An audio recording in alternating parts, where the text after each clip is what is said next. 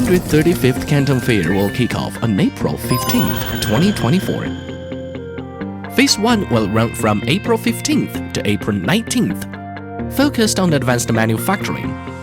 Phase 1 will present conventional industries such as machinery and electrical equipment, and technology-intensive emerging sectors to show the new image of Chinese manufacturing. Phase 1 will feature about 11,000 exhibitors on site and 1.074 million products online. A vast of green and low-carbon, smart and innovative products will be presented. Phase 1 will have 19 exhibition sections in Area A, B, C, and D.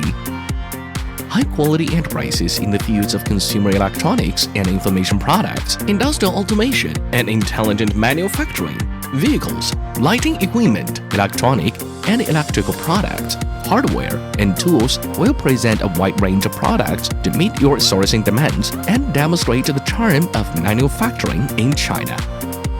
You can visit https://www.cantonfair.org.cn for more information about the exhibition section layout of Phase 1. We look forward to your attendance at the 135th Canton Fair.